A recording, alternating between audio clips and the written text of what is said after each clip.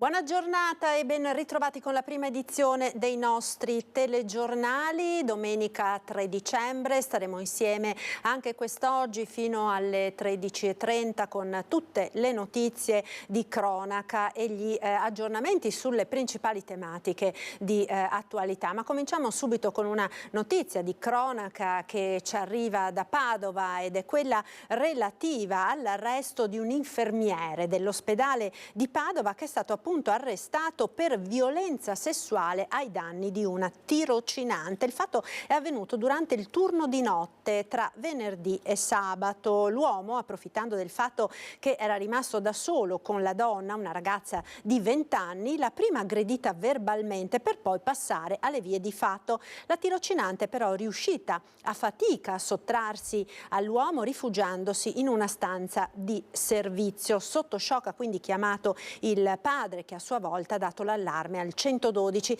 I carabinieri giunti sul posto hanno bloccato l'uomo e raccolte le testimonianze hanno informato il PM di turno che ha disposto l'arresto. La direzione generale dell'azienda ospedaliera ha annunciato di avere già adottato dei provvedimenti disciplinari nei confronti appunto dell'uomo.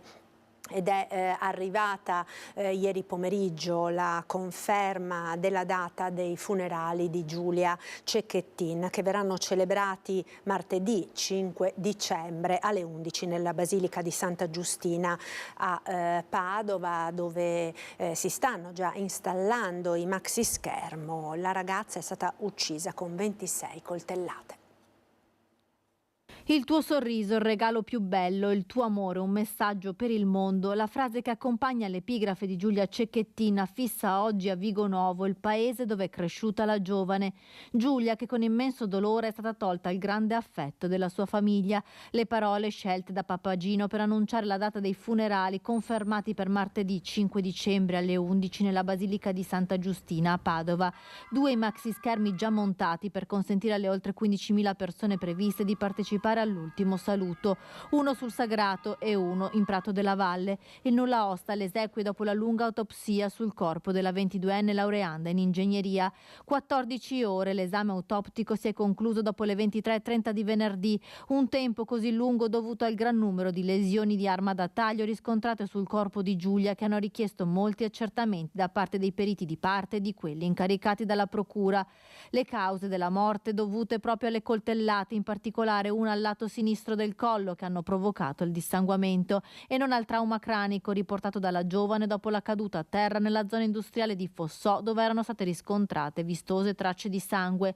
Infine l'esame autoptico non avrebbe rilevato tracce evidenti né sulla bocca né sulle mani di Giulia di legature con lo scotch.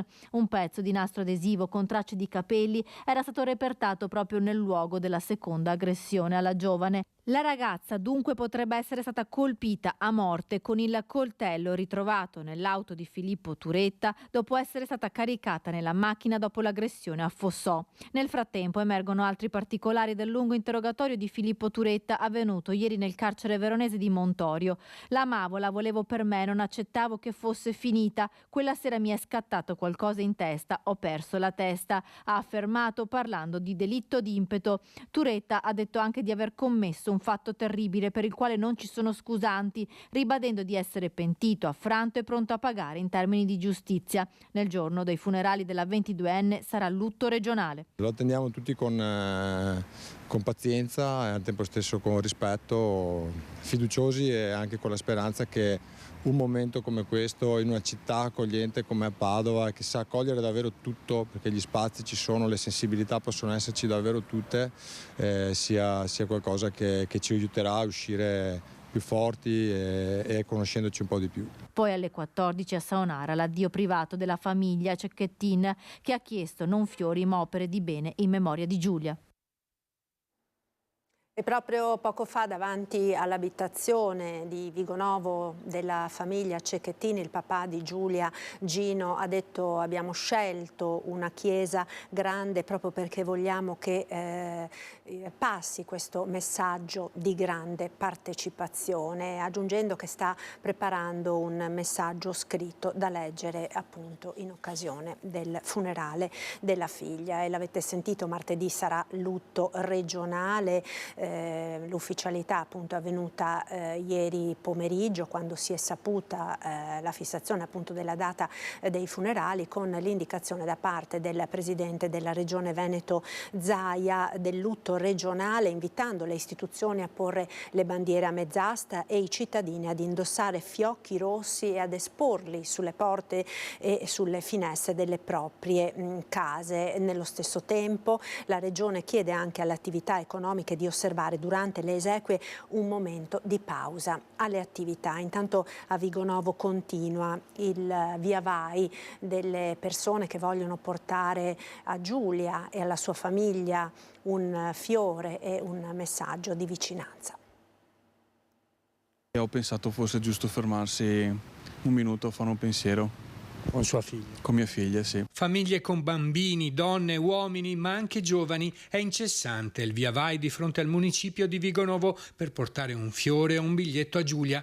Si fermano per un pensiero o una preghiera. Piccoli gesti che aiutano anche a costruire il carattere e la personalità. È stato un pensiero della bambina, perché ha voluto portare anche lei una dimostrazione d'affetto verso di Giulia. Le esequie sono state fissate per martedì mattina a Padova. Nel giorno del funerale il lutto si estenderà all'intero Veneto. E lei ci andrà alla sua famiglia? Penso di sì, perché per stare vicino alla famiglia di Giulia una piccola presenza per lei sì. Martedì, se posso vado, perché coi turni che ho cercherò di essere presente. Ecco. Molte persone non vi potranno partecipare per impegni di lavoro, anche se secondo le stime saranno presenti almeno 10.000 persone. Le dispiace non poter andare al funerale? Certamente, assolutamente.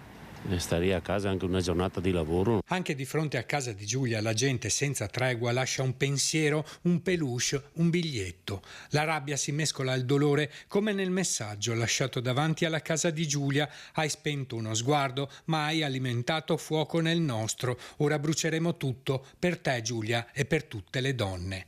Dai pensieri alle promesse. E dobbiamo lottare, dobbiamo fare rumore, perché non ci sia nemmeno un'altra Giulia, nemmeno un'altra donna morta per mano di un uomo. Martedì alle 11 dunque i funerali di Giulia Cecchettin, cerimonia che Antenna 3 seguirà in diretta.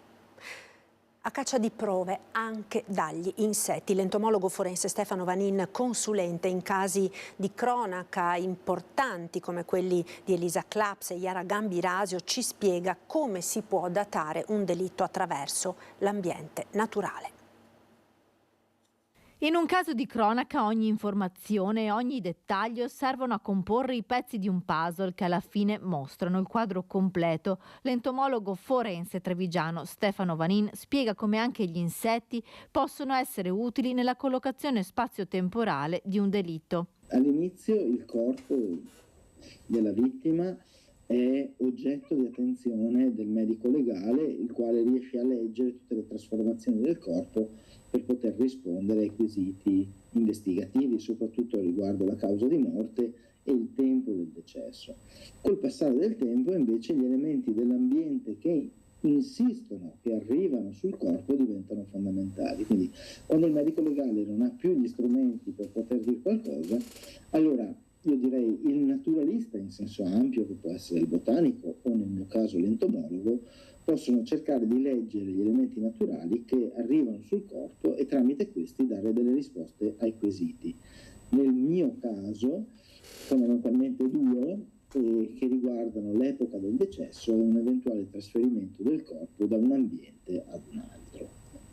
L'esempio classico è: se trovo un cadavere in un bosco che ha degli insetti tipici della città, posso dire che inizialmente il suo processo decompositivo era iniziato in città e poi è stato portato nel bosco. L'entomologo non dà risposte sul chi ha commesso un delitto, ma aiuta i medici legali a definire il dove e il quando. Nel momento in cui i medici legali non hanno più gli strumenti, o meglio i loro strumenti perdono di precisione, l'interazione del corpo con l'ambiente, nel mio caso l'interazione del corpo con gli insetti, può dare una risposta al quando, cioè quando un corpo è stato colonizzato dagli insetti, il che corrisponde più o meno con l'epoca del decesso.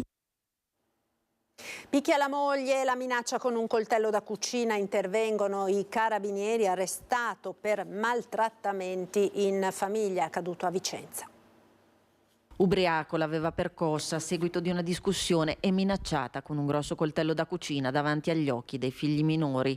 Alcuni condomini, allarmati dalle urla, hanno chiamato i carabinieri di Vicenza. Intervenuti nell'abitazione hanno arrestato in flagranza il marito di 43 anni di nazionalità rumena, che anche davanti ai militari ha continuato ad inveire e minacciare la moglie.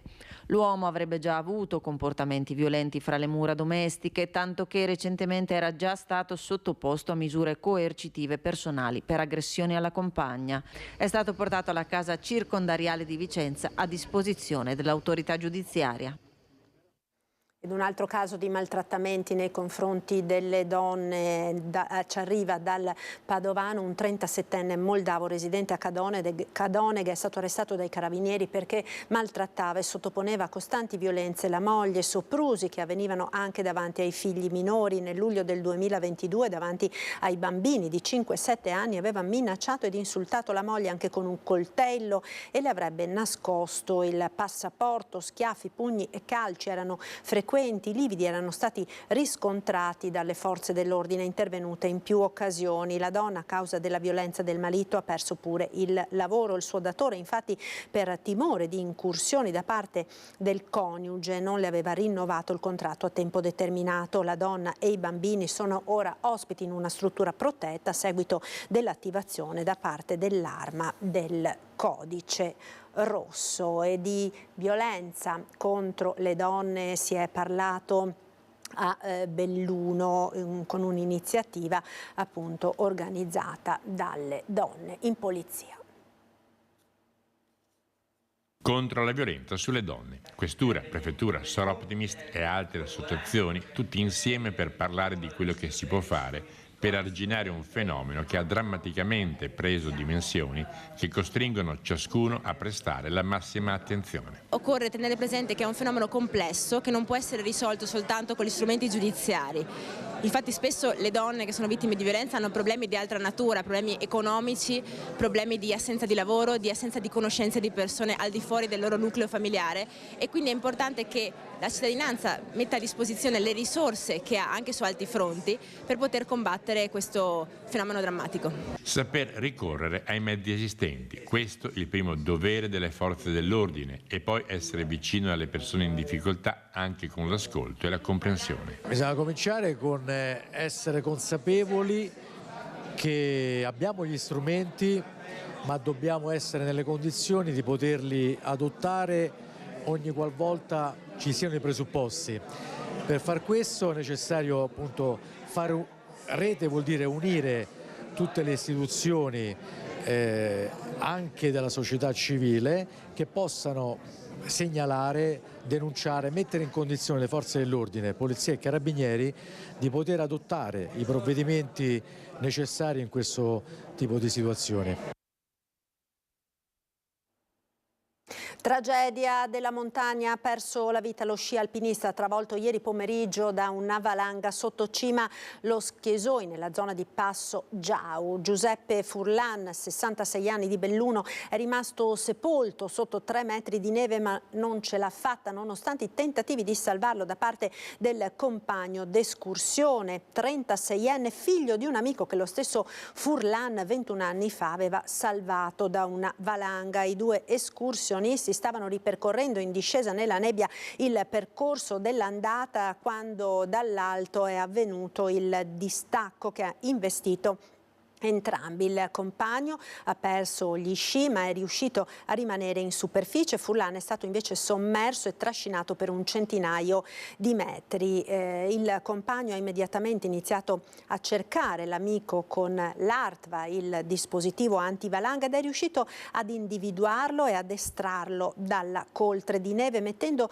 in atto tutte le manovre rianimatorie in attesa dell'arrivo degli uomini del soccorso alpino, che sono dovuti arrivare sul posto a piedi con gli sci a causa delle pessime condizioni del tempo che hanno impedito l'intervento dell'elicottero del SUEM di Pieve di Cadore. Con gli sci ai piedi dunque si sono mosse le squadre del soccorso alpino di San Vito di Cadore, Cortina, Alleghe, Val Fiorentina ed il soccorso alpino della Guardia di Finanza di Cortina con il quad. Una volta raggiunti i due sciatori, i soccorritori hanno proseguito con le manovre di rianimazione. Purtroppo però Furlan non ce l'ha fatta. La salma è stata quindi recuperata e trasportata fino al passo per poi essere affidata al carro funebre. Il compagno è stato trasportato a valle con il quad.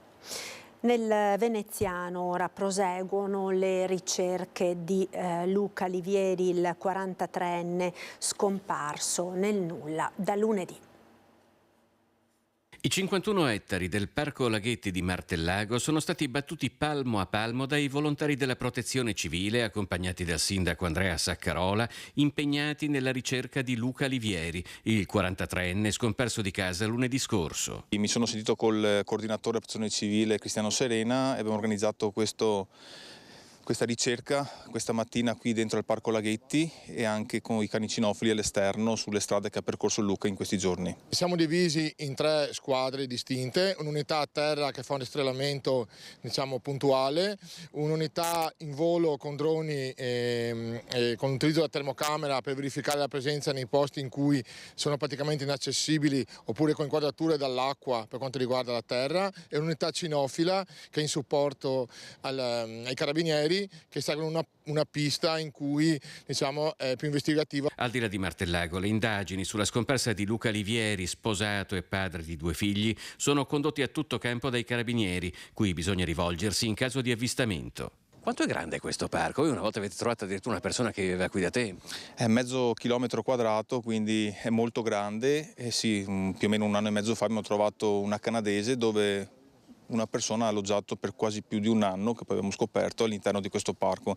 Quindi la mia idea era di fare un controllo a 360 gradi insieme alla Protezione Civile, insieme anche ai droni, per capire se magari fosse Luca in qualche boschetto qui del Parco Laghetti. Ed è accorato l'appello che la moglie di Luca Livieri, Elisa Marangoni, lancia attraverso i nostri microfoni. Non mi interessa sapere cosa è successo. Tutto si risolve, ho una famiglia che la mia, quella da parte sua, unita, perciò si risolve tutto.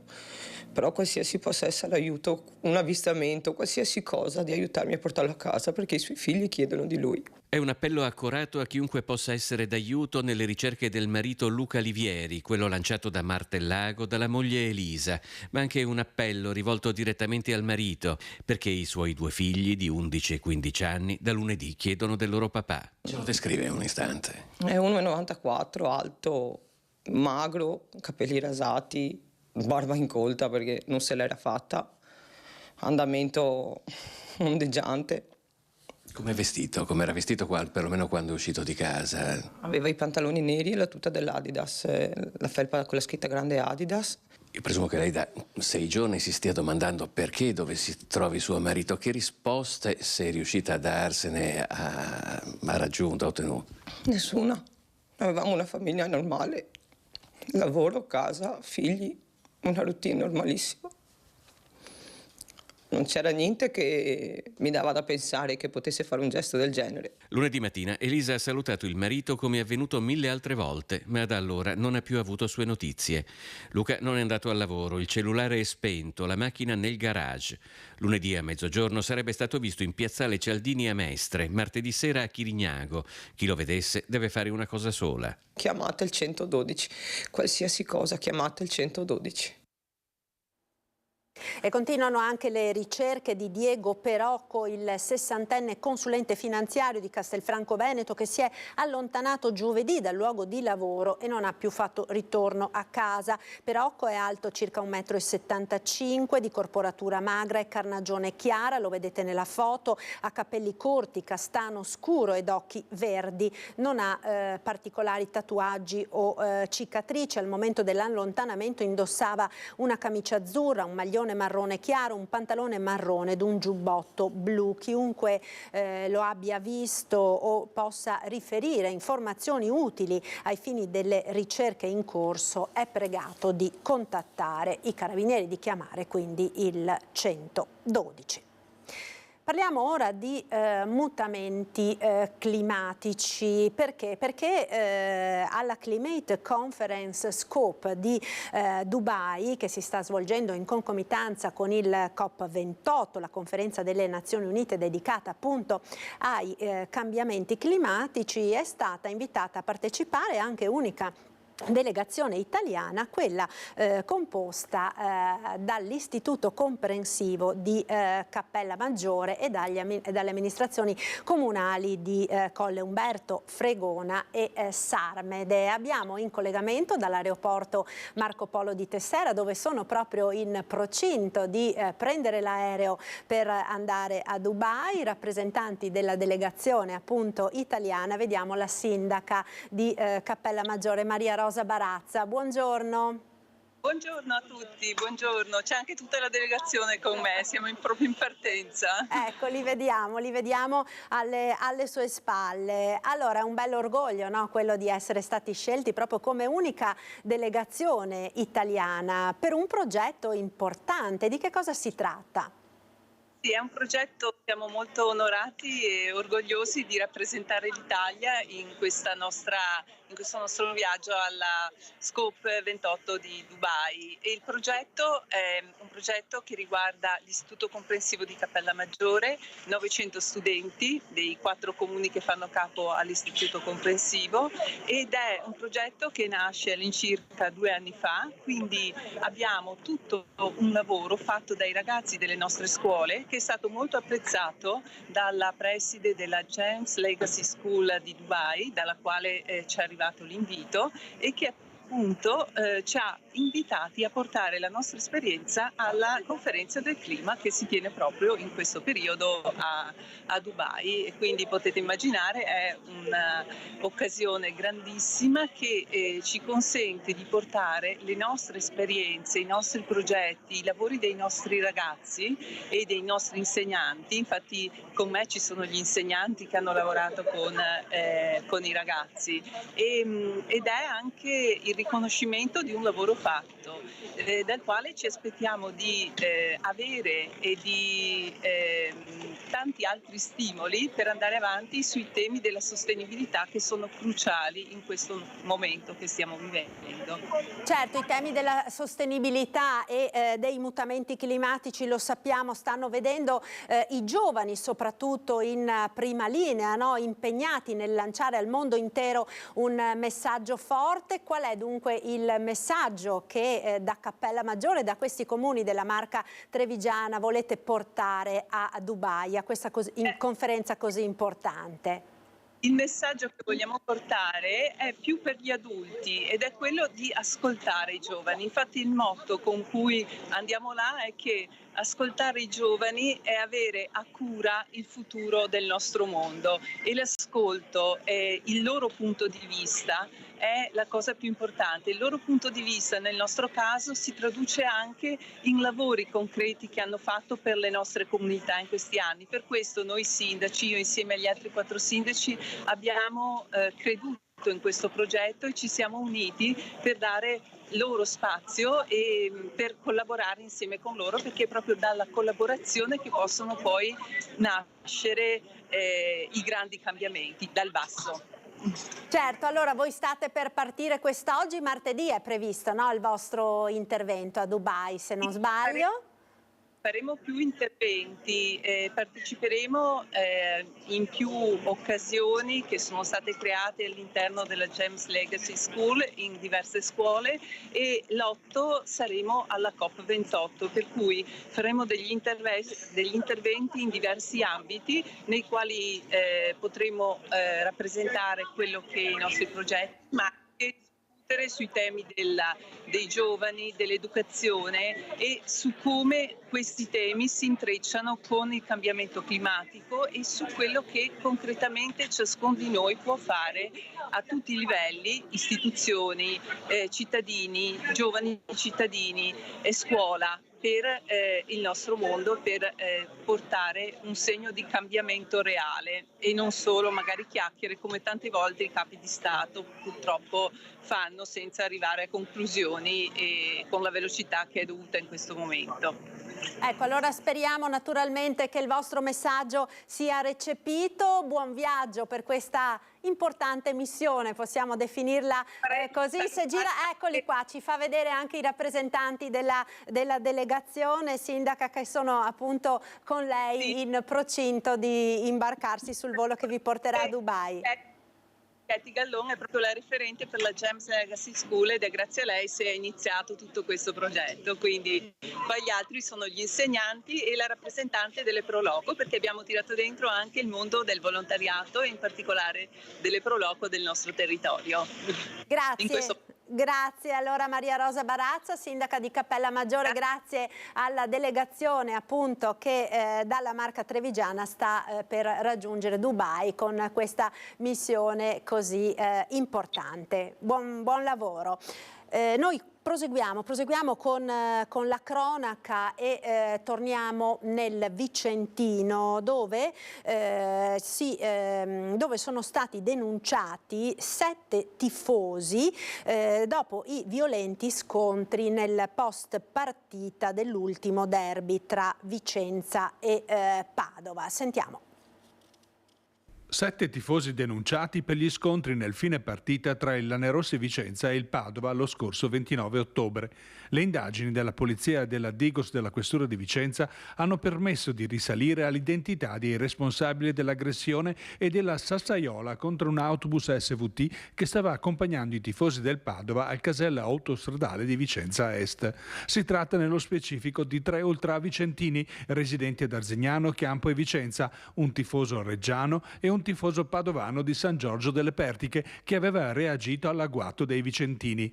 Altri 2 tifosi del Padova di Campo San Piero e Abano Terme sono stati denunciati per il possesso di artifici pirotecnici e lancio di materiale pericoloso contro la curva degli antagonisti. I 2 erano infatti stati immortalati dalle telecamere di videosorveglianza dello stadio.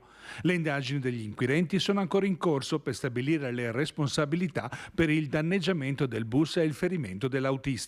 Per tutti e 7 i denunciati, il questore di Vicenza, Dario Sallustio, ha inoltre emesso un DASPO per 3 anni che impedisce l'accesso alle prossime manifestazioni sportive. Tracce delle vetture, filmati di alcune telecamere, così i carabinieri sono risaliti velocemente al pirata della strada che l'altra mattina ha rischiato di uccidere una donna in bicicletta a Carbonera in provincia di Treviso. L'incidente venerdì mattina appunto e ieri il pirata è stato individuato. È durata poche ore la fuga dell'automobilista che aveva investito la 47enne in bicicletta a Mignagola di Carbonera, scappando e lasciando la donna ferita a terra. I carabinieri di Roncade hanno individuato e denunciato un 64enne straniero che si era allontanato alla guida di un SUV. A inchiodarlo alcune tracce del passaggio della vettura nel luogo dell'incidente e i filmati di alcune telecamere in zona che hanno ricostruito la presenza dell'uomo in quel momento lungo la via. Il 64enne ora deve rispondere di fuga a seguito di sinistro stradale e omissione di soccorso. Fortunatamente la ciclista ha rimediato pochi giorni di prognosi in ospedale.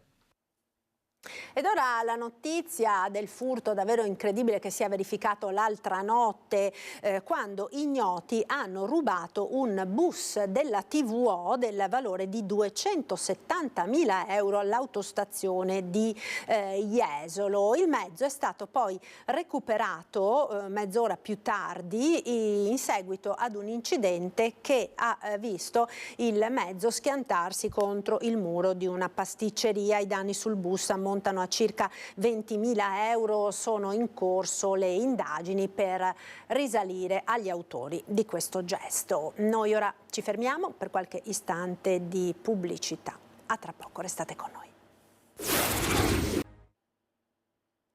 Eccoci di nuovo in diretta, prima edizione dei nostri telegiornali. Crescono contagi e ricoveri per Covid un po' in tutta la regione del Veneto, per questo le varie ULSS si stanno attrezzando per organizzare delle sedute vaccinali straordinarie. Per quanto riguarda l'ULSS 2 della Marca Trevigiana, è stata organizzata per l'8 di dicembre, per venerdì, quindi una giornata festiva, una seduta di vaccinazione straordinaria presso il Dipartimento di Prevenzione, gli uffici alla Madonnina. Sentiamo.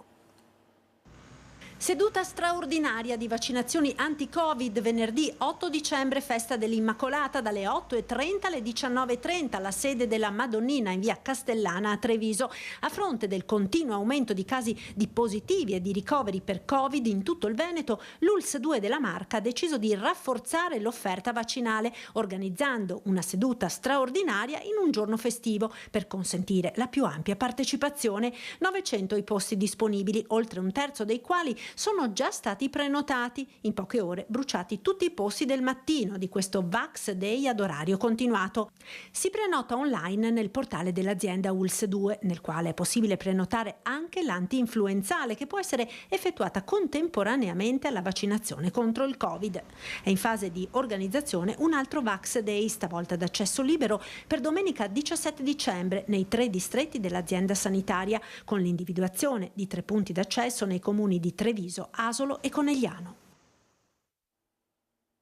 Ed ora il nostro secondo approfondimento di oggi, che è dedicato alla giornata che si celebra appunto quest'oggi, 3 dicembre, giornata internazionale delle persone con disabilità, che lo ricordiamo è stata istituita nel 1981, anno internazionale delle persone disabili, per promuovere una cultura più diffusa e una conoscenza più approfondita anche di quelle che sono le tematiche della disabilità, e soprattutto per promuovere una piena inclusione delle persone con disabilità in ogni ambito della vita e del lavoro, e per allontanare ogni forma di discriminazione e di pregiudizio nei confronti appunto delle persone con disabilità. Per parlare di questo tema così importante abbiamo in collegamento, e lo ringrazio per essere con noi, Mario Paganessi, presidente della Fondazione Oltre il Labirinto Onlus, che da molti anni si occupa appunto di assistenza, possiamo dire, a 360 gradi, no? Delle persone con disabilità, ma anche delle loro famiglie. Mario Paganessi, che cosa significa per voi questa giornata? Tanto buongiorno a tutti e grazie dell'invito. Diciamo che come ha detto lei si celebra o ricorre la giornata internazionale dei diritti delle persone con disabilità. In realtà io ho sempre in mente che è stata istituita dall'ONU nel 92 e poi è stata, diciamo, nel 2006 attraverso la Convenzione dei diritti delle persone con disabilità ha sottolineato questa esigenza di difendere e salvaguardare anche attraverso questa giornata le persone con disabilità. Rispetto a quei principi di uguaglianza e partecipazione all'interno della sfera politica, economica, culturale della società. Che cosa rappresenta? Dovrebbe rappresentare un momento di riflessione, un momento in cui si cerca di capire che cosa è successo in questi anni. Di sicuro c'è ancora tanto da fare. Prima leggevo la dichiarazione che era del presidente Mattarella, che mi ha fatto molto piacere, perché non era solamente il bicchiere mezzo pieno, ma parlava anche del bicchiere mezzo vuoto. È stato molto critico anche soprattutto verso la cultura della disabilità, lo stigma della disabilità, l'utilizzo ancora di termini che feriscono drasticamente le persone e che feriscono anche le famiglie. Ecco, inaccettabili, infatti ha detto, no, il presidente Mattarella, inaccettabili le offese ai disabili sui social, basta superficialità sulla sofferenza delle famiglie, quindi è entrato davvero nel merito anche di quella che è l'attualità, no, il presidente della Repubblica. Sì, nettamente. Pensate anche solamente a un termine che personalmente mi dà fastidio quando lo sento, handicappato. Questo per fortuna, grazie, guardiamola adesso mezza piena, in tutti questi anni è cambiato anche un po' il concetto di disabilità, per fortuna, e c'è stato proprio un cambio epocale, cioè non si parla più dell'handicap in sé, ma sul funzionamento della persona disabile rispetto al suo ambiente. Quindi questo già è un cambio di mentalità meraviglioso. Purtroppo però siamo ancora lontani. Intanto un po' di numeri, perché pensiamo che in Italia, un'azione composta da 60 milioni di abitanti, le persone con disabilità sono leggermente meno, sono 13 milioni circa, quindi il 22%. E le persone, diciamo, in condizioni di gravi disabilità sono il 5%, ovvero 3 milioni, di cui la metà sono over 75.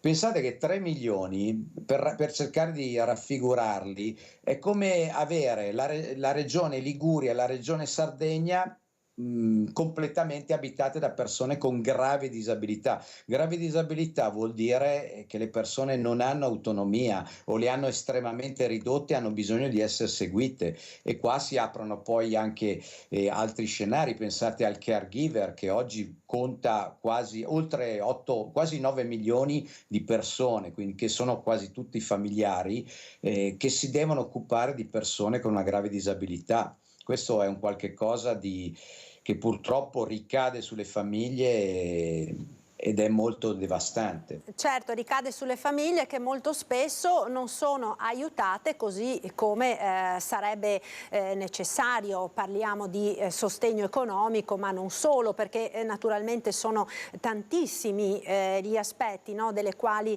una famiglia che si trova ad avere una persona con disabilità più o meno grave ovviamente ha bisogno, no? E voi lo sapete bene con la vostra attività quotidiana che fate con la Fondazione Oltre il Labirinto. Sì, guarda, una persona disabile su 3 è a rischio di povertà. Quasi il 50% di queste persone spesso, se dovesse affrontare una spesa di 500 euro, una spesa improvvisa, non sarebbe in grado di portarla avanti.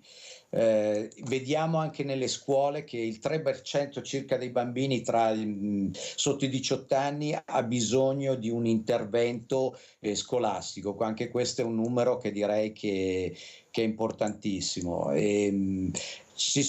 Lo stigma continua ad essere presente, l'esclusione dal lavoro, l'inclusione sociale sono dei problemi che purtroppo vengono mascherati. E una richiesta che mi ha molto colpito, perché in questo periodo poi, ecco, la cosa interessante è che escano tutta una serie di indicatori o di studi, però che fondamentalmente la gente sta chiedendo servizi, chiede i soldi, ma chiede i servizi. Quello che invece fa lo Stato in generale è mettere a disposizione delle somme, sempre quelle. In realtà è cresciuto il numero dei disabili, è anche immaginabile perché con l'aumentare, quando diciamo che 1,5 milioni di persone oltre i 75 anni hanno una grave disabilità, è anche dovuto grazie al cielo, questo all'allungamento delle aspettative di vita, però tutto questo porterà ad un aumento delle persone con disabilità. Certo, ma però facciamo anche dei numeri, Paganessi, perché l'abbiamo già detto tante volte, no? Alla fine una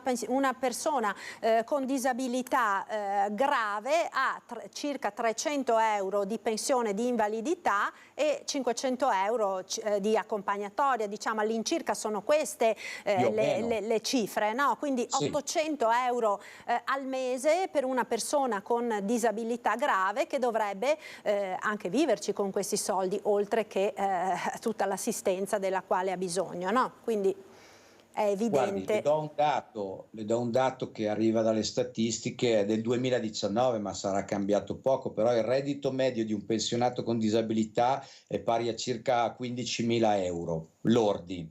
E diciamo che per gli ultra 65 anni sale intorno ai 20.000. Questa è una cifra che qualche anno fa poteva essere anche considerata accettabile. Oggi, considerando che spesso la disabilità è accompagnata anche dalla richiesta di cure mediche o dalla richiesta di poter avere dei servizi che bisogna pagare, risultano inaccettabili. Quando le dico che molti non sono in grado di molte persone con disabilità o anche familiari che hanno persone con disabilità non sono in grado di affrontare una spesa improvvisa di 500 euro, pensiamo solamente a un cambio di gomme che poi di una macchina che arriva a quasi 1.000 euro, lei si rende conto che sono persone che vivono ai margini della povertà assoluta. Quindi in realtà quello che chiedono non è un trasferimento solo economico, ma è quello di avere di poter fruire di servizi che spesso mancano. E nei servizi ci mettiamo tutto, ci mettiamo tutto.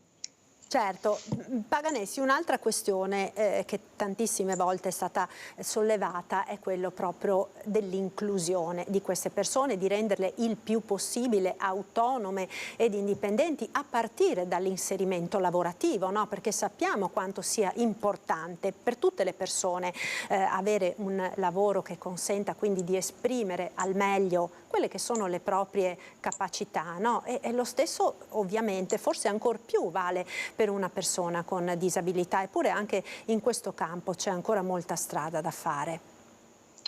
Sì, ha ragione. Allora, infatti scuola e lavoro sono le due grandi problematiche. Intanto parliamo anche dell'inserimento. Pensi che la solitudine e l'isolamento, 7 persone su 10 non hanno una rete di amicizia, una rete amicale di supporto. E le persone impiegate, c'è stato anche ultimamente in Veneto, ci sono circa 8.000, sono le persone veneto che hanno varie forme di gravità, che sono seguite dal servizio di integrazione lavorativa.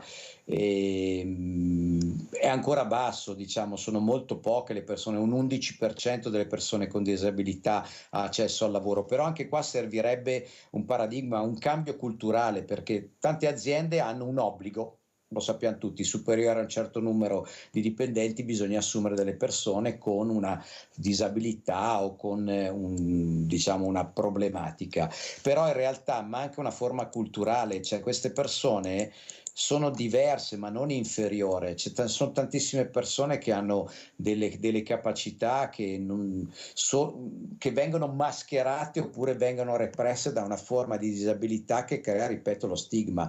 C'è da lavorare sui due aspetti, quello del lavoro senza dubbio e renderlo accessibile, cosa che comunque non è facile perché viviamo anche in un momento, per l'amor del cielo, di difficoltà.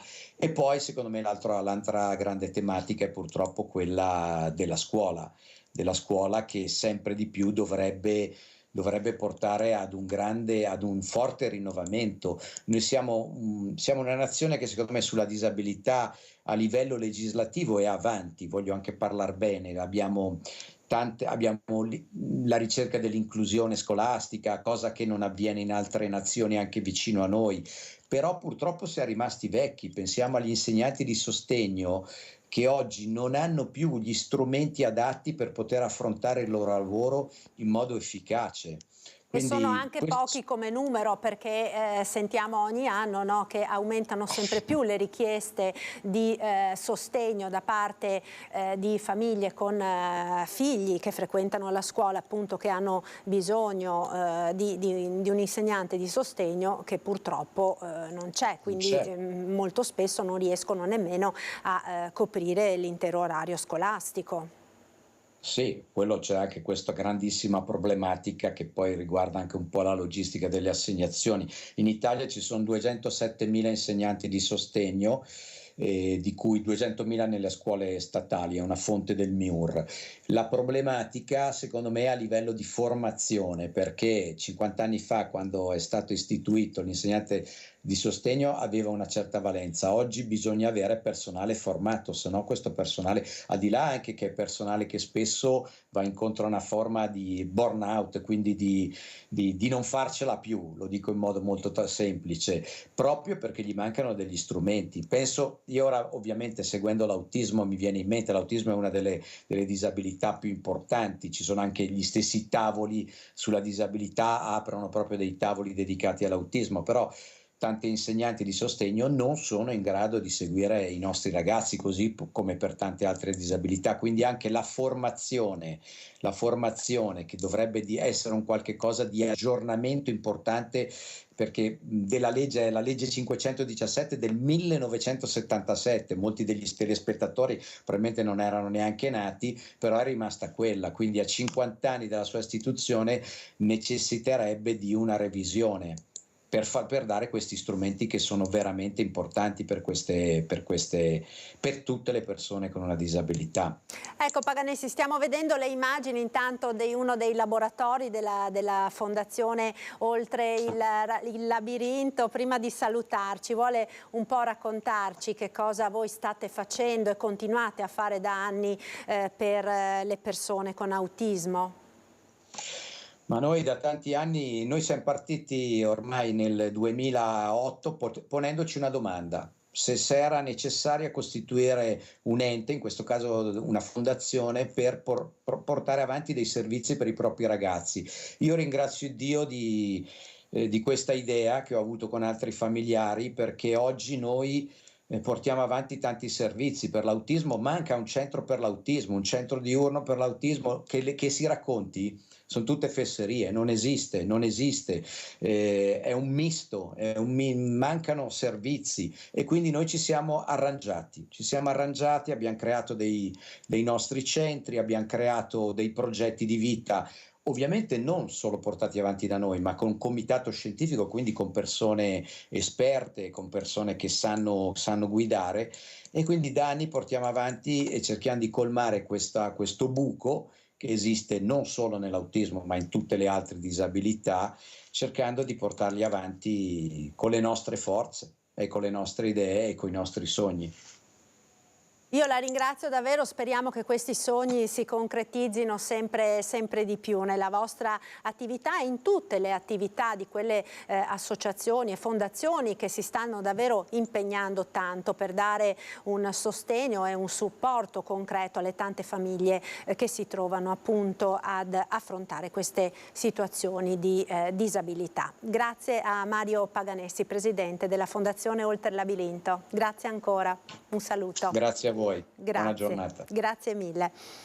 Noi ora proseguiamo parlando dei dati allarmanti che ci stanno arrivando proprio in questi giorni da parte dell'Agenzia Europea per l'Ambiente relativamente agli effetti sulla salute dell'inquinamento atmosferico, responsabile di almeno 1 migliaio di morti all'anno nella sola provincia di Treviso. Pensate, a farne le spese sono soprattutto con patologie correlate allo smog, sono soprattutto i più piccoli, i bambini. La denuncia dell'Associazione Medici per l'Ambiente. Sentiamo. Asma, diabete, cardiopatie, cancro. L'esposizione agli inquinanti atmosferici rappresenta una minaccia concreta per la nostra salute ed i numeri dell'ultimo report dell'Agenzia Europea per l'Ambiente lasciano poco spazio ad interpretazioni. Nel 2021 a causa dello smog sono morte in Italia 46.800 persone e a pagare il prezzo più alto sono i residenti nelle regioni della pianura padana, almeno 1 migliaio la stima dei morti nella Marca. Il rapporto tra ambiente e salute è da anni a centro dell'attività di ISD, dell'Associazione Medici per l'Ambiente, oggi a convegno a Treviso nella sede dell'Ordine dei Medici per parlare di consumo del suolo. L'inquinamento atmosferico è senz'altro il più pericoloso tra i fattori di inquinamento per la nostra salute in tutto il mondo, ma soprattutto nelle regioni più industrializzate, soprattutto nella zona dove abitiamo noi, quindi nella pianura padana, nel nord-est, dove sia per motivi geografici ma soprattutto per l'affollamento di persone, di case, di industrie, di macchine, di strade, c'è un aumento di questo smog. L'inquinamento è la 4ª causa di morte di tutta la popolazione mondiale. A pagare il conto più salato in termini di danni alla salute sono soprattutto i bambini. Sicuramente aumentano i casi di allergie, aumentano sicuramente i casi le frequenze di patologie respiratorie. I bambini che vivono in ambienti inquinati si vede che respirano peggio rispetto agli altri, hanno più probabilità di avere asma, hanno più probabilità, soprattutto nelle fasi acute dell'inquinamento, di avere episodi di infiammazione a carico delle vie respiratorie. Ma purtroppo l'inquinamento ha anche altre conseguenze, come ad esempio la pubertà precoce. Cito solamente ad esempio il problema dell'interferenza endocrina. Molti inquinanti sono in grado di modificare in pratica, per essere molto semplice, la funzionalità di alcuni dei nostri ormoni e quindi aumentano anche le patologie legate a problemi ormonali, e questo lo vediamo anche nei bambini.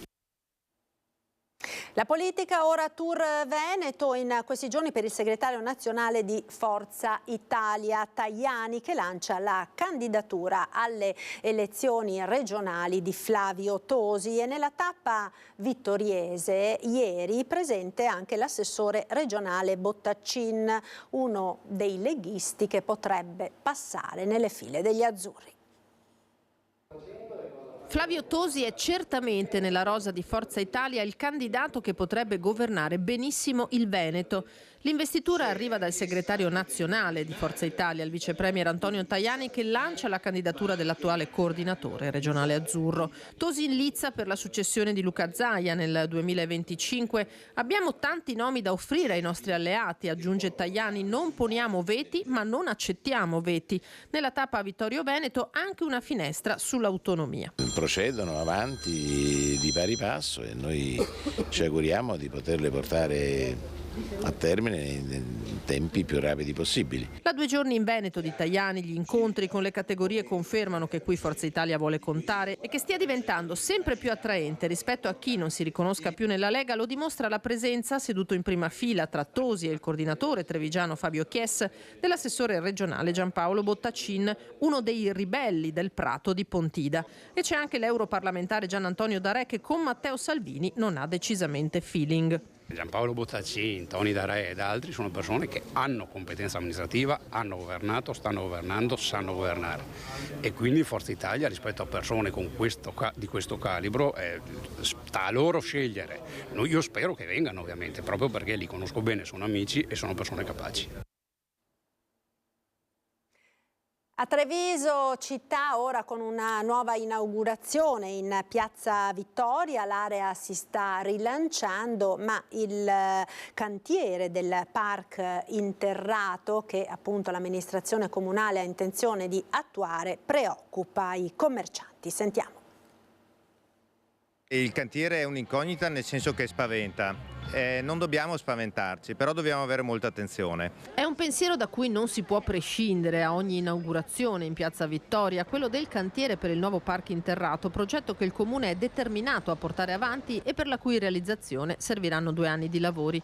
In piazza si stanno insediando nuove attività, da ultima in ordine di tempo la filiale del centro storico della Banca Prealpi San Biagio, con grosse aspettative in termini di accessibilità. Dovevamo essere presenti con una struttura importante, questa rappresenta proprio la soluzione migliore e anche una soluzione che possa essere fruita da parte dei cittadini attraverso, appunto, in futuro abbiamo detto che ci saranno dei parcheggi maggiori, ci saranno maggiori facilità di accesso. Ma i 2 anni di cantiere restano, come dice Capraro dell'Ascom, un'incognita. Per il referente dell'Associazione Commercianti importante sarà procedere per gradi. Lavorare a lotti, a comparti, non bloccare tutta la piazza per realizzarne un pezzo alla volta, credo che possa essere una soluzione. Studiare una viabilità alternativa per evitare di congestionare il flusso, che è importante in questo tratto, credo che sia un altro aspetto che vada condiviso con il comando dei vigili. Poi bisogna convivere con i lavori e bisogna vivere e lavorare durante i lavori, quindi troveremo le soluzioni più opportune. Le moderne tecniche di costruzione limiteranno di molto, garantisce il sindaco, l'impatto del cantiere e in ogni caso il comune è pronto a sedersi a un tavolo con i commercianti. Nelle soluzioni preliminari che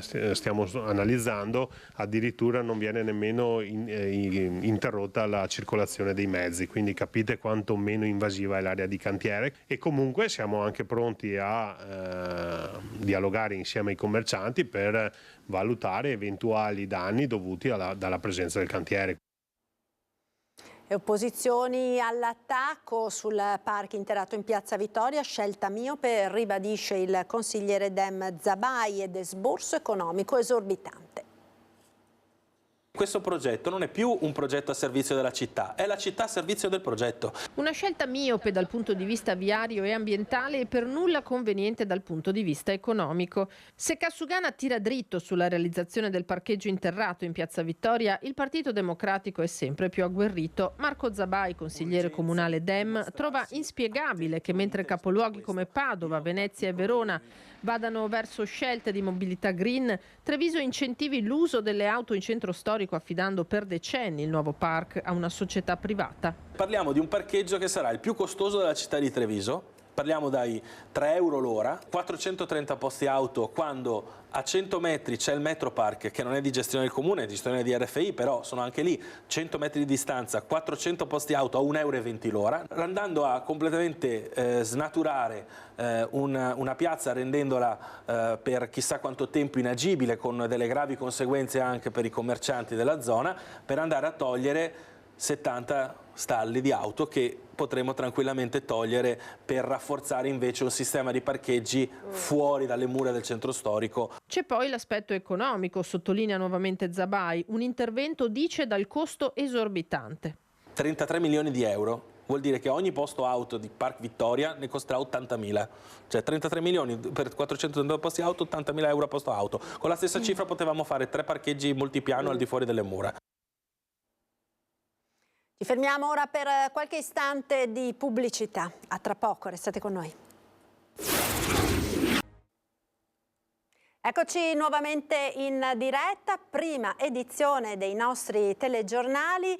Do il benvenuto al nostro ospite, grazie all'ingegner Francesco Cicirello, funzionario dei Vigili del Fuoco del Comando di Treviso. Buona giornata, grazie per essere qui con noi. Buongiorno, grazie a voi. Allora, perché abbiamo un vigile del fuoco quest'oggi ospite nel nostro telegiornale? Oggi è la prima domenica di Avvento e in molte case, in molte famiglie si cominciano ad allestire i preparativi per il Natale con addobbi, luminarie, alberi di Natale, candele e quant'altro. Bellissimi da vedere, sicuramente fanno la gioia di grandi e piccini in questo periodo che ci porta appunto al Natale, ma che devono essere allestiti con la massima attenzione perché purtroppo, come ci insegna ogni anno la cronaca, il rischio di incidenti, in particolare insomma di incendi, è dietro l'angolo, no? Quindi quali sono le raccomandazioni che voi date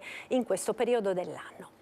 Beh, noi come Comando dei Vigili del Fuoco tendenzialmente consigliamo e raccomandiamo 3 aspetti principali, quindi cerchiamo di indirizzare e di consigliare appunto la comunità su tre aree. La prima è sicuramente quella relativa all'albero. se decidete di acquistarlo o se lo avete in casa un albero che non è naturale, quindi un albero artificiale, accertatevi che sull'etichetta e sulla scheda tecnica vi sia indicato il fatto che è un albero ignifugo, quindi un albero che potenzialmente non prenderà fuoco in maniera semplice, quindi è una sicurezza sicuramente aggiuntiva. Lo stesso, se lo dovete posizionare, il consiglio è quello di evitare di andarlo a posizionare in prossimità del camino o della stufa a pellet, quindi a potenziali sorgenti di calore, perché è chiaro che questo potrebbe un attimino innescarlo allo stesso tempo. Poi c'è tutto il tema legato alle luminarie, alle luci, quindi gli addobbi sia sull'albero ma anche in generale distribuite su quello che potrebbe essere l'abitazione in generale. Anche qui due consigli fondamentali che diciamo risolvono abbastanza il problema o comunque lo mitigano parecchio.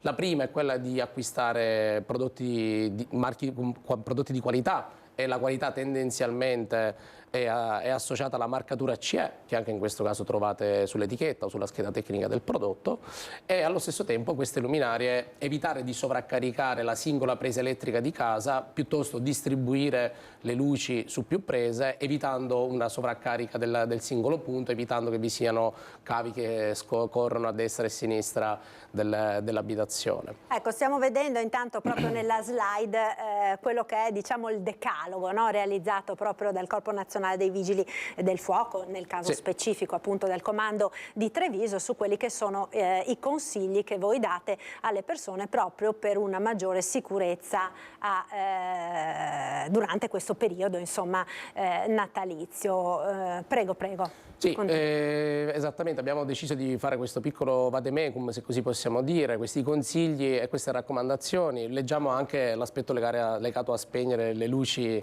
dell'albero, ovviamente se in casa non vi è nessuno non ha tanto senso tenere le luci accese, e quindi consigliamo fortemente quello di spegnerle a tutti gli effetti, e questo è un consiglio che diamo in generale quando un apparecchio elettrico non viene utilizzato: staccare la presa e disalimentarlo. Soprattutto quando si va a dormire, anche perché purtroppo abbiamo visto anche negli anni passati, sì, no? Quante volte sia successo che magari l'albero di Natale viene lasciato acceso la notte e poi succede qualcosa che può mettere ancora più a rischio la vita delle persone che si trovano magari a dormire nella casa, magari al piano superiore, non si accorgono subito, no, dell'incendio. Esattamente. Poi l'ultimo punto che ancora non abbiamo trattato, che è il relativo comunque all'area natalizia, al periodo natalizio, è associato assolutamente a un momento di a questo periodo, sono i camini e sono le stufe a pellet.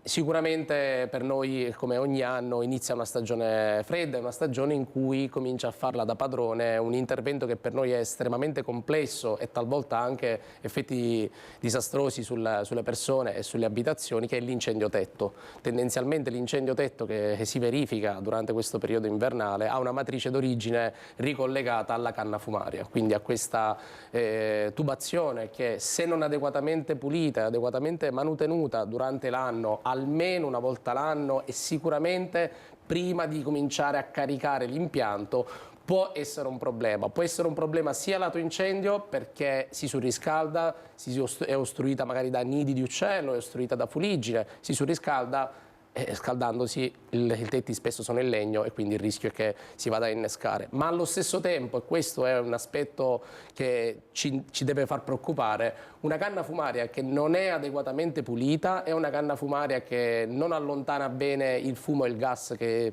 si produce durante l'incendio, durante il fuoco del camino, della combustione in termine tecnico, e il rischio appunto che questi gas e questi fumi rientrino all'interno dell'abitazione. È uno dei più pericolosi, che è pericoloso perché non lo possiamo percepire, perché non lo sentiamo, non ci irrita e non lo vediamo, però è tossico, è il monossido di carbonio. E anche qui la cronaca è piena di persone che ahimè hanno perso la vita per intossicazione da monossido di carbonio, e pertanto anche in questo caso una pulizia della canna fumaria e quindi una garanzia che in buona sostanza i fumi e i gas si allontanino, e ogni tanto areggiare anche il locale per far cambiare un po' l'aria, qualora mai ci fosse una piccola quantità di gas in casa, aiuta sicuramente a prevenire questo ulteriore rischio che invece è particolarmente cattivo.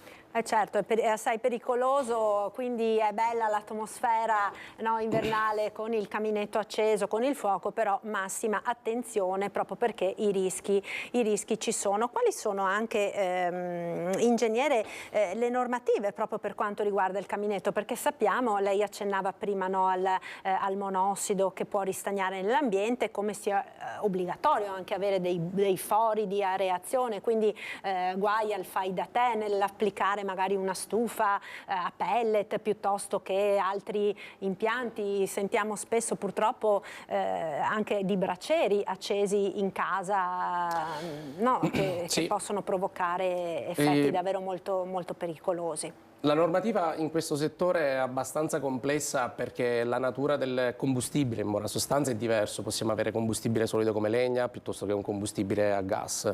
E non entrerei troppo nel merito tecnico, ma darei un consiglio ed una fortissima raccomandazione. Affidatevi a ditte specializzate, a ditte abilitate a fare questo tipo di attività, perché sono loro che possono certificare l'impianto. Una polizia fatta fai da te non certifica l'impianto e anzi lo fa andare completamente fuori norma.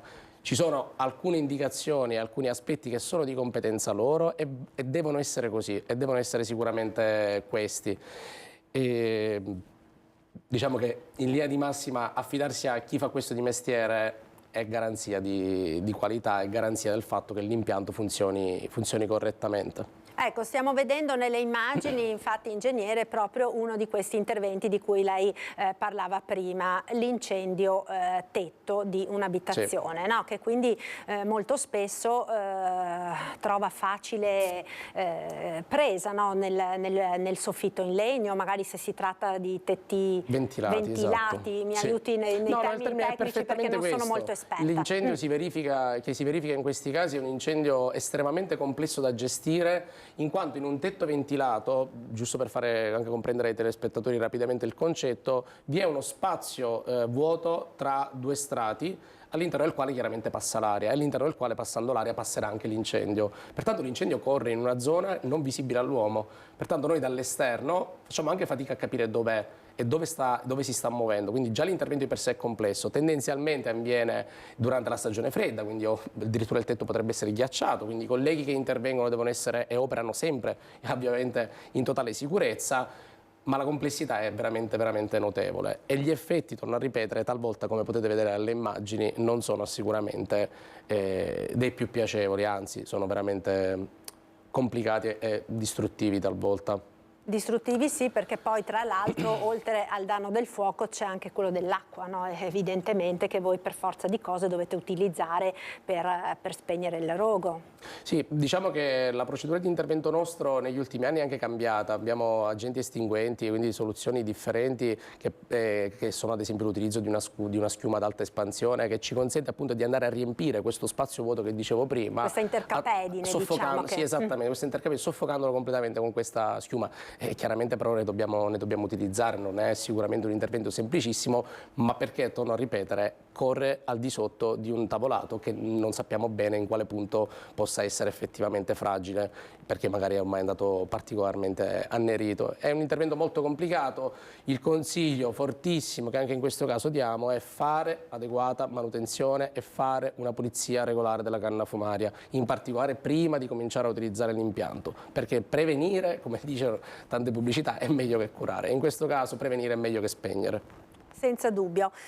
Una domanda le volevo fare, ingegnere, da non addetta ai lavori, ma comunque da persona che in casa magari il caminetto pure ce l'ha. Ci sono tante canne fumarie o per chi lo vorrebbe installare anche in questo periodo. Ci sono tante canne fumarie in acciaio, in mattoni, in cemento. Quali sono quelle che lei si sente di consigliare come più sicure per far dormire sonni più tranquilli ai residenti di queste abitazioni? Anche in questo caso non voglio sviare la domanda, ma non c'è una risposta così che posso dare to court, perché dipende tutto da quello che è il combustibile che uno brucia, quindi se uno ha un pellet piuttosto che uno ha del legno oppure appunto del gas, e poi dipende anche da quella che può essere la temperatura che può sopportare quella canna fumaria, che è ricollegata sicuramente al materiale che uno brucia.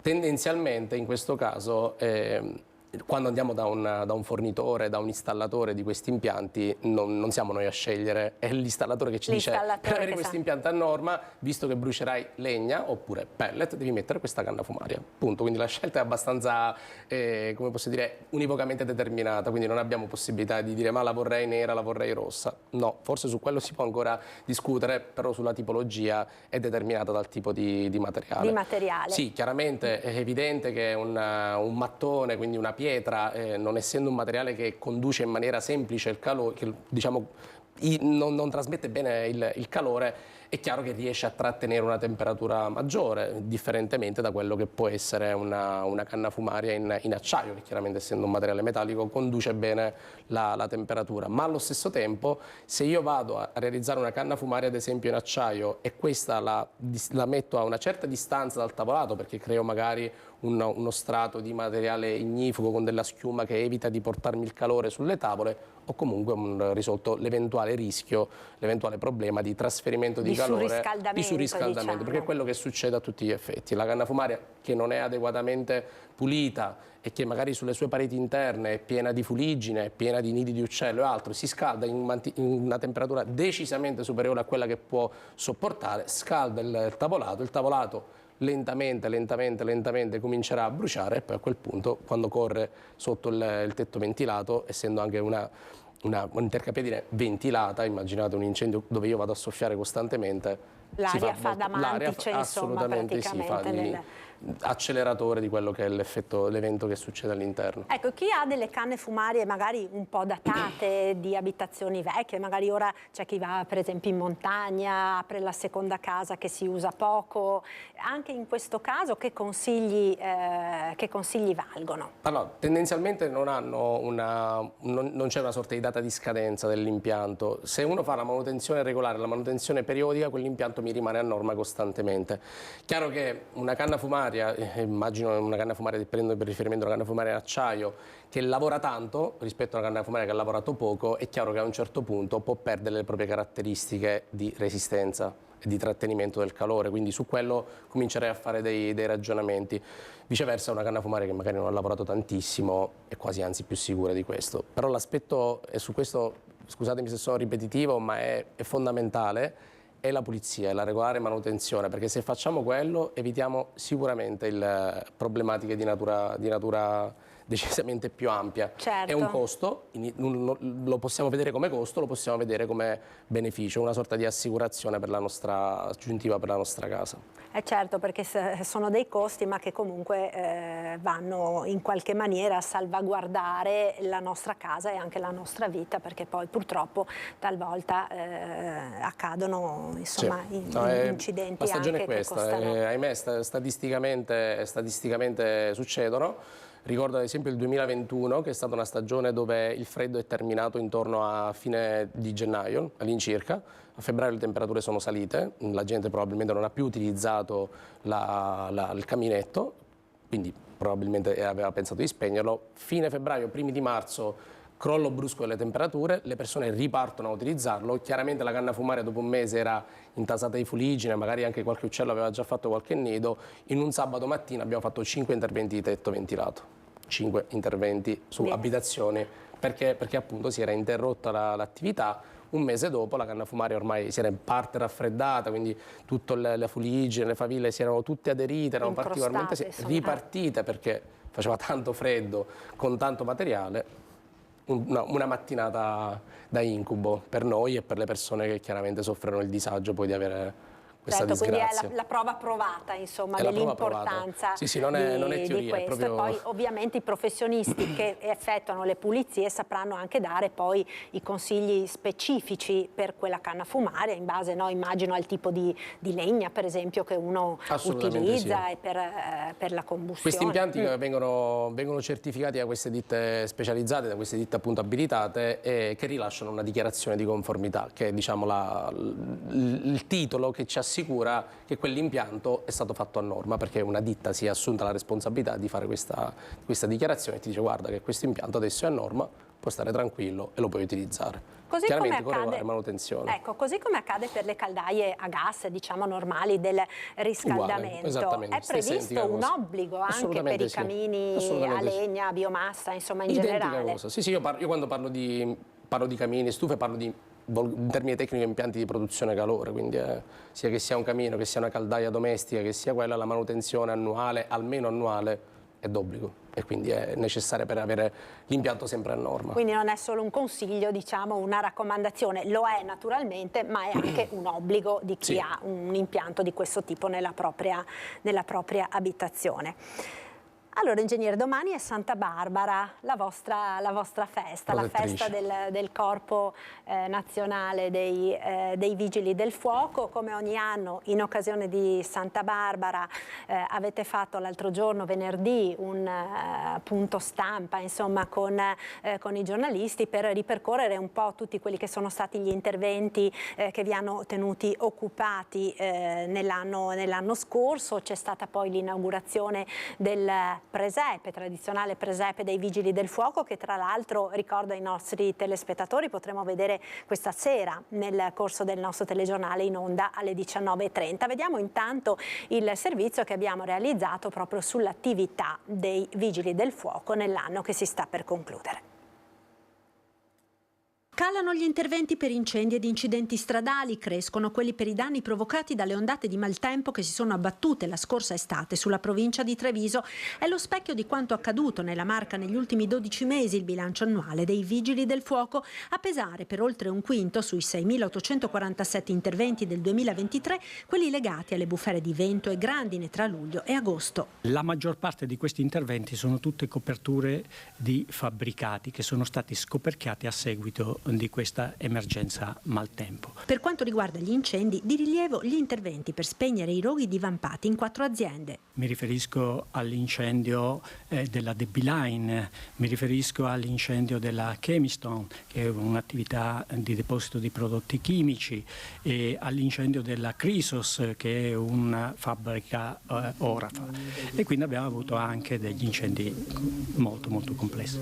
Resta il nodo della carenza di organico. Abbiamo la carenza soprattutto nel personale qualificato di capisquadra e capireparto. Lì abbiamo una carenza che si attesta al 25%, ci mancano 26 unità su un totale di 108, quindi capite bene, dobbiamo lavorare con le risorse che abbiamo. Vi devo dire che questo non va assolutamente a inficiare il dispositivo di soccorso. Soccorso ai cittadini da parte dei Vigili del Fuoco durante ma anche fuori dal servizio, con 2 interventi eroici che hanno permesso di salvare la vita a 2 persone, quella di un anziano rimasto intrappolato da un incendio nel suo appartamento, salvato da Vittorino Liessi, e quello di una signora in arresto cardiaco rianimata fino all'arrivo dei sanitari da Stefano Zambrano. 2 interventi motivo di orgoglio per il comando e che rappresentano la vera missione dei Vigili del Fuoco: salvare vite umane. Vi posso garantire che le soddisfazioni del Vigile del Fuoco non è il riconoscimento economico, ma sono queste. Quelle quando qualcuno ti dà una pacca sulla spalla e ti dice grazie. Ecco, ingegnere, abbiamo sentito dal comandante dei Vigili del Fuoco di Treviso, Giuseppe Costa, questo orgoglio anche, no, di appartenere al corpo dei Vigili del Fuoco, un Vigile del Fuoco che è Vigile del Fuoco H24, 365 giorni all'anno, come hanno testimoniato anche questi 2 episodi citati dal comandante, di colleghi che appunto anche in un caso mettendo a repentaglio la propria vita sono però riusciti a salvare delle persone, a salvare la vita delle persone, ed è questo davvero, no, il senso del vostro lavoro. Sì, è proprio questo. Il Vigile del Fuoco, come hai detto bene, sicuramente ha un lavoro ordinario basato su dei turni di lavoro, come tutte le persone, però il vero Vigile del Fuoco questa divisa in realtà se la porta dentro e quando si trova in una situazione in cui deve intervenire, il vero Vigile del Fuoco interviene indipendentemente. Quest'anno è stato un anno particolare, con queste 2 note di merito, questi 2 successi, queste 2 storie a lieto fine di cui abbiamo tanto bisogno in questo periodo, dove i colleghi caposquadra Vittorino Liessi e il caporeparto Stefano Zambrano, rispettivamente di Conegliano e di Castelfranco, si sono spesi in un'attività che in un caso ha messo anche a rischio la propria vita, in particolare mi riferisco al collega Liessi, che appunto diciamo sprezzante del pericolo è entrato in un'abitazione invasa parzialmente da fumo per portare soccorso a un anziano che oggi in maniera del tutto sincera e onesta possiamo dirci è in vita grazie a questo gesto del collega Liessi, che poi ha comunque riportato delle ferite, quindi comunque anche lui poi è stato trattenuto al pronto soccorso per gli accertamenti del caso. E poi il secondo intervento fatto dal collega Zambrano di Castelfranco Veneto con un'attività di primo soccorso a tutti gli effetti, una RCP fatto su una signora che aveva subito un arresto cardiaco a tutti gli effetti, e in quel caso lì l'intervento del collega ha fatto sì, quindi con una manovra del classico massaggio cardiaco di cui anche noi siamo formati prevalentemente per portare soccorso a un collega su un intervento qualora mai questo dovesse sentirsi male, ha fatto sì che quel cuore continuasse in maniera artificiale a battere, e nel momento in cui sono arrivati i colleghi amici del suo M118 abbiamo affidato a una persona che era ancora in stato di vita e che non aveva compromesso le proprie azioni vitali e quindi non aveva subito problematiche di tipo cerebrale, perché quello è il rischio.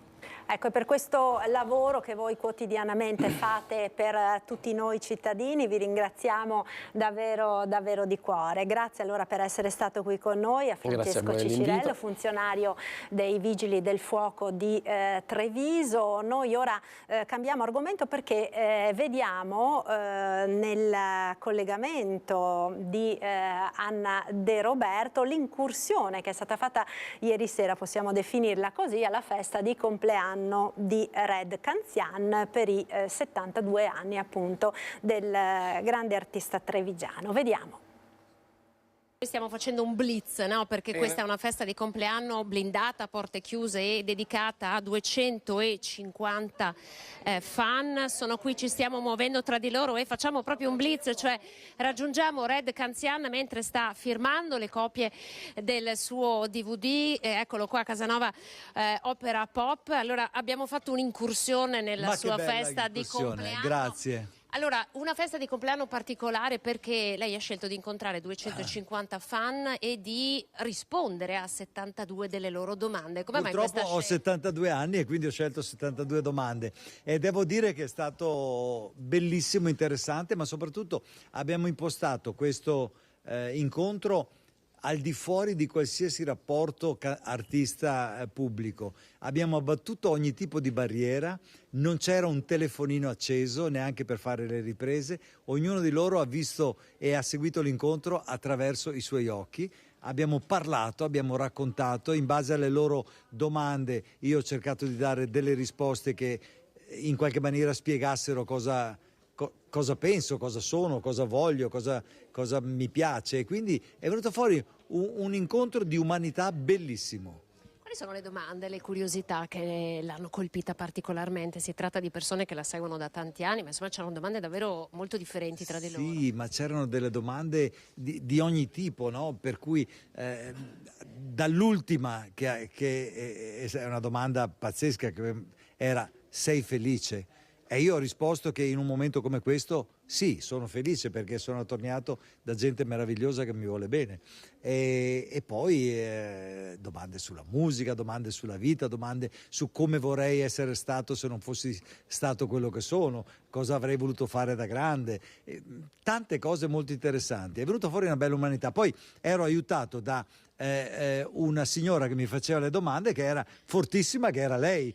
Sì, perché eravamo proprio noi sul palco ad intervistare Red Canzian nella sua Treviso, e tra l'altro nella sua Treviso tra queste 250 persone c'erano persone che arrivavano addirittura dalla Sardegna, dalla Sicilia, addirittura dall'Inghilterra. Sì, è fantastico perché ci siamo fermati a 250 perché lo spazio era da 250 persone, ma potevamo arrivare a 1000 e c'è gente che ha preso aerei, treni e dormono qui in questo albergo stanotte per riuscire a seguire la cosa, perché adesso noi abbiamo fatto l'incontro quello serio dove ci ha detto cose molto importanti, adesso di là c'è una cena pazzesca con una torta che mi ha fatto Ernst Knam di 6 piani, una torta pazzesca per 250 persone, per cui insomma andremo di là a bere e ubriacarci col Prosecco Doc e saremo felicissimi. Insomma, una tu per tu con tanti suoi fan che lo seguono da una vita e che appunto sono arrivati veramente da tutte le parti d'Italia per seguirlo, il momento delle domande, poi il momento della convivialità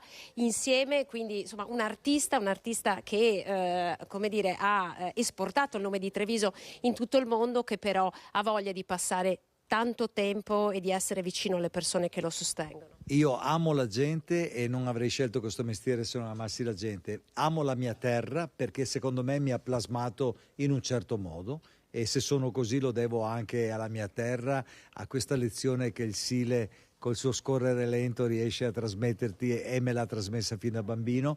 Insomma, io oggi ho passato una giornata bellissima, a 2 giorni dal mio compleanno, però è stato quell'abbraccio d'amore che io volevo creare tra me e il pubblico, che non c'entra niente con l'abbraccio che il fan vorrebbe o ti chiede il selfie per portarsi a casa il trofeo. Oggi i trofei non servono a nessuno, qua dentro c'erano soltanto scambi umani di bellissima umanità pulita.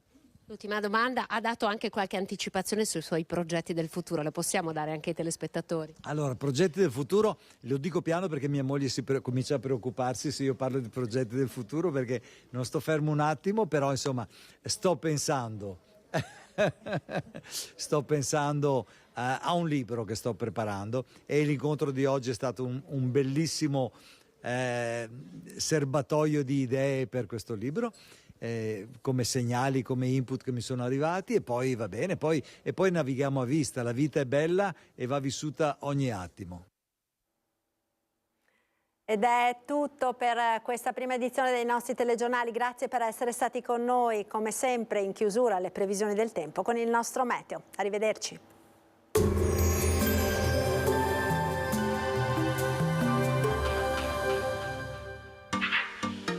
Tremonti, attrezzature e materiale per saldatura professionale a Montebelluna. Bentrovati al meteo. L'anticiclone guadagna terreno, favorendo un miglioramento sul nostro territorio.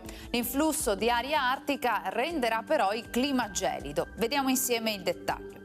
Sul Veneto la grafica di domenica 3 dicembre evidenzia un ampio soleggiamento e un cielo sereno. Attenzione a possibili gelate notturne.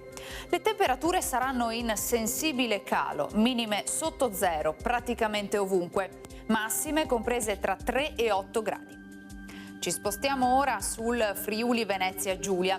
Anche qui tanto sole, cielo in prevalenza sereno con possibile residua nuvolosità al mattino.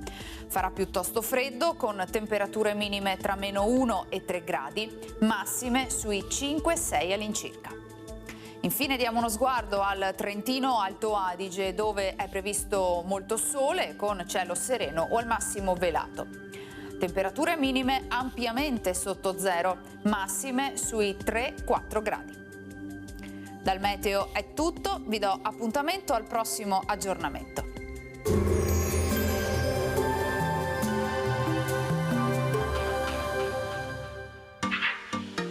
Tremonti, attrezzature e materiale per saldatura professionale a Montebelluna.